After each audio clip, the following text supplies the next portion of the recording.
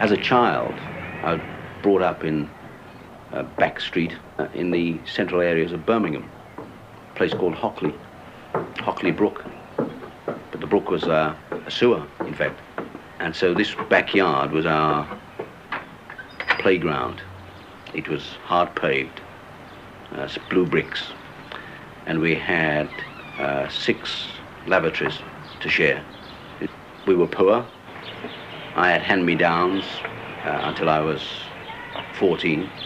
Funniest thing, though, that some of the neighbours were even poorer than us, and it's hard to imagine now, because I had my backside hanging out most of the time. But we lived in this area, which was terribly, terribly overcrowded, in bloody awful conditions.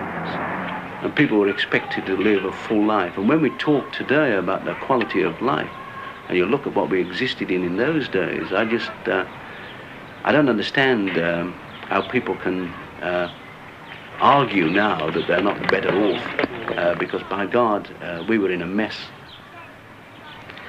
In the spring, we had this eternal battle that my mother used to get a jar of paraffin and used to strip all the beds down and used to brush, and we used to join in this job, brushing the bedpost and all the joints on the beds, and then spraying the walls with paraffin. And of course everybody in the area used to do this, so there was a constant battle between the neighbours, spraying the paraffin to keep the bugs down, to lock them in. If you could spray harder than your neighbour, they got the bugs and you didn't. If you were a week late in spraying, you got the bugs and you really had them. And this was one of the problems, but this was a sort of constant battle. One of the things about the people in the area, this always sticks in my mind, is it wasn't the people that were dirty, it wasn't the people that brought the bugs, it was just these bloody awful buildings that were outdated, old, and never should have been allowed to remain for as long as they had remained. All the promises that were made by the politicians that something would be done about it, but never anything was done about it. Anyway, as a child, growing up and watching my mother struggling in these awful conditions with other women, other families struggling in the same way, decent, honest people struggling against terrible conditions, I made up my mind that I wasn't going to live in a situation like that when I grew up, and I wasn't going to bring my family up in a way like that. And this is one of the reasons that I wanted to stand for the council when I was a young man. I fought to get onto the council. I was lucky I got on first time. But I remember my speech to the people in the area that if I got elected to the council, we would struggle hard to bring some green grass growing in this area that hadn't seen green grass for God knows how long, and that we would knock down these bloody awful buildings and give them a chance to live in a decent way, as they deserved, because they were decent people. Sir Frank Price, former Lord Mayor, remembers his childhood in Birmingham. But his own personal crusade for a better city and for a better life for the people who live in it is just one of a long line of crusades in a city that has always needed them. Ever since the beginning of Birmingham, people have argued and complained and even wept over it. And for 100 years, most of the arguments, and just about all the complaints, have poured into the ears of the men who edited the local paper, the Birmingham Evening Mail. The latest of that long line of men, Frank Owens. Now, I'm sure I can truthfully say that this newspaper has always been about people, concerned about people. We, the Mail, today, share the faith of our predecessors. It's this, that if Birmingham puts its mind to anything, it can damn well do it. Our purpose, obviously, is occasionally to attract its mind to what it should be doing.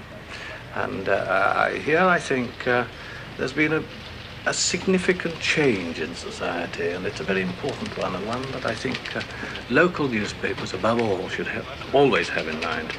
And it springs, I think, from the inhuman size and complexity of modern institutions and organizations, central government departments, local government departments, trade unions, some trade unions, big industrial undertakings, all the paraphernalia and apparatus of the mass administrative state in which we live today.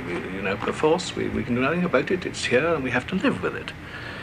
But it's so powerful and so overwhelming and so complicated that I think the individual is in danger of becoming a digit, a cipher, a unit in somebody's register. And so I believe that all authority needs to be kept under constant scrutiny. And this newspaper should do by constant probing, questioning, endless questioning. We should never let go.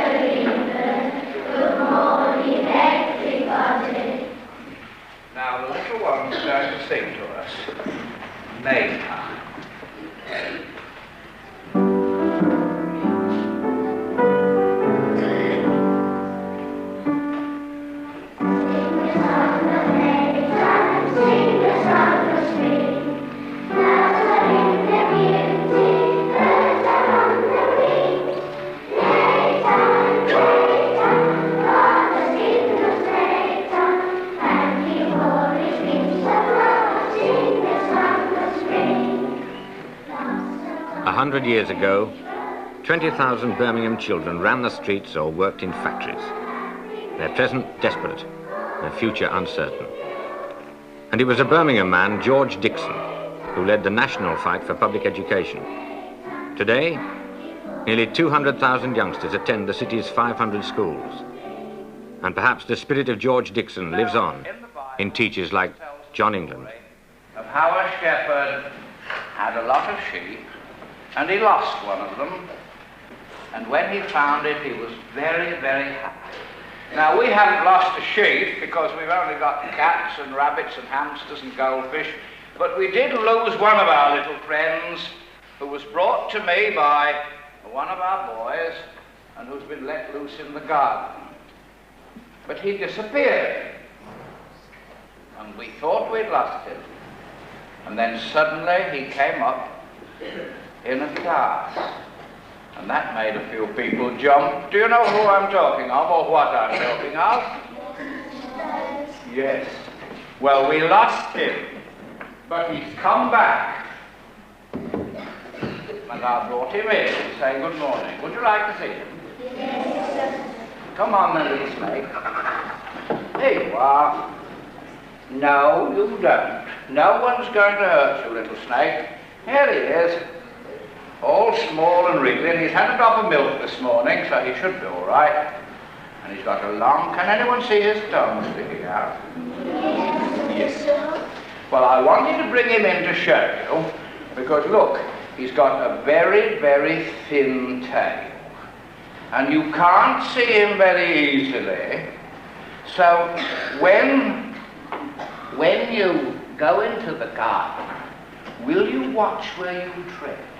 Because if you trod on the poor little fellow, you'd hurt him very much. I've been teaching in this kind of school. You'd probably call it a slum area, but we have fancy names for that sort of thing now. We call it an inner ring area or a deprived area. But I've been teaching it now 41 years. I shall soon be retiring. I must say, looking back on 41 years of frustration, it's remarkable what we've achieved. This school replaces a very old building built nearly 100 years ago in a shocking area. The houses weren't fit to pen cattle, whole families in one room. They talk about teaching sex, you know. One of my little girls of 11 came to school when she'd helped to deliver a baby for her mother the night before. Well, Dad rushed out to get help. What they saw and knew, well, they had a corpus of knowledge that could instruct me.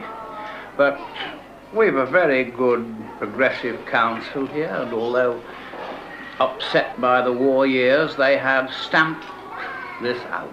You look round you see a plain. I won't say a desert because houses are going up. They've wrecked the houses, they've carried them away, and they built this new school, which is an absolute gem. I've never seen anything like it, and it's just one instance of what it's doing, and it makes it a real delight to finish one's course after all the disappointments and struggles on such a note. But in the last analysis, you know, it's going to be a teacher in a classroom facing children.